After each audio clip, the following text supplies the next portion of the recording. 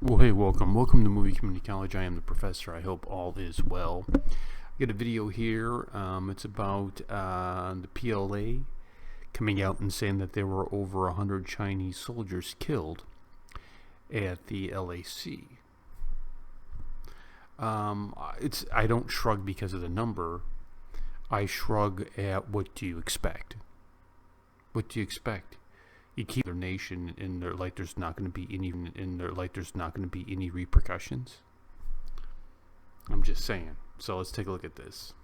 Suggesting that a Chinese soldier, Jianli Yang, a former Chinese military official and son of a leader in the Chinese Communist Party, has now said that more than 100 Chinese soldiers were killed in the clash between Indian and Chinese soldiers on the night of the 15th of June. But the Chinese government, he says, is hiding this information from the Chinese people. President Xi Jinping is worried that if the information regarding the soldiers killed in the Galwan Valley is disclosed, the serving as well as the retired soldiers could revolt. Not only this, but even then there could be a rebellion even within the Chinese Communist Party. Now, Jianli Yang has also accused the Chinese government that it is not willing to disclose the information regarding the Galwan Valley conflict. This is an article he's written in the Washington Times, and he's reminded that in the last few days, Zhao Lijiang, the spokesperson of the Chinese military, foreign ministry, has dodged questions about Chinese casualties on this. Let me quickly, if I can, just take a word from General Dwivedi on this. General Dwivedi, I don't know if you read the entire articles, but this is a bona fide Chinese man in exile right now, and he is saying that the Chinese casualties, forget 40, forget 60, were 100 plus. Well, Vishnu, firstly, always a pleasure to be on your channel and on your show. Thank you very much. Now, coming to the report, well, I always take a very calibrated view of the reports, but we have to also relate it to the ground. First is that Chinese did suffer heavy casualties on 15th, that was the 67th birthday of Xi Jinping, and I know that he's not going to forget this day for a very long time. That said, now it is very difficult to verify what the numbers were, but suffice to say, the numbers were definitely heavy, and that is why the Chinese did not disclose the casualties.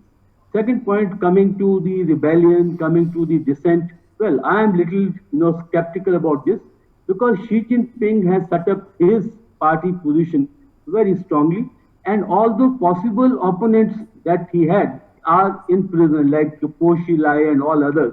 And you see, there's no distinction between the party and the PLA, because party and PLA are same, they're symbiotic relationship. And right from the time you are division commander, you are part of the party. You have to have the party position. Otherwise, you cannot get promoted beyond a certain rank without being the party person. And second point is, you see, party and PLA share power. In the Politburo committee, there are 2 generals out of 24. The whole Central Military Commission is of all generals who are serving general, like the defense minister is also 4-star general. So there is a total integration between the party and the PLA.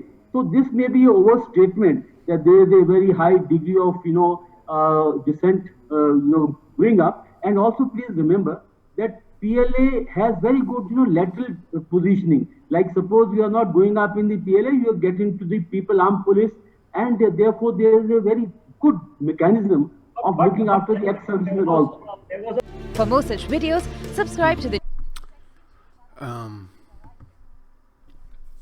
A possible revolt.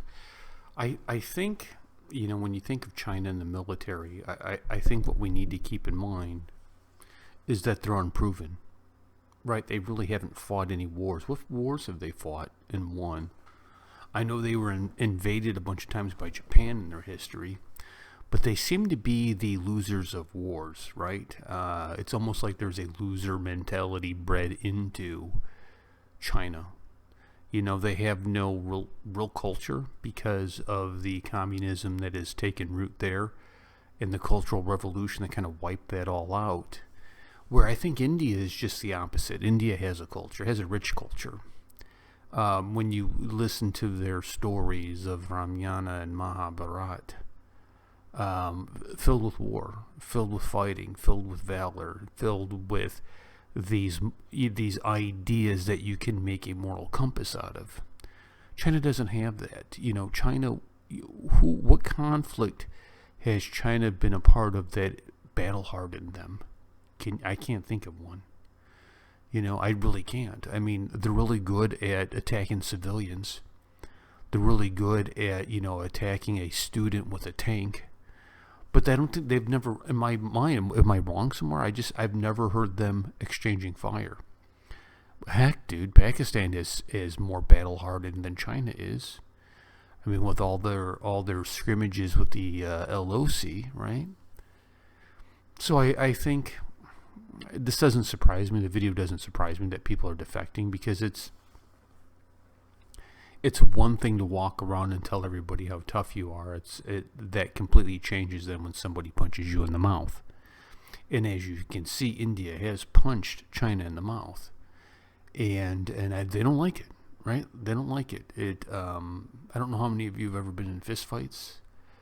I grew up in a really kind of bad neighborhood where we fought a lot, and it's a special person who doesn't mind getting punched in the face to do damage. Yeah, like, I'll take the punch in the face because I'm going to get you. I'm going to get you.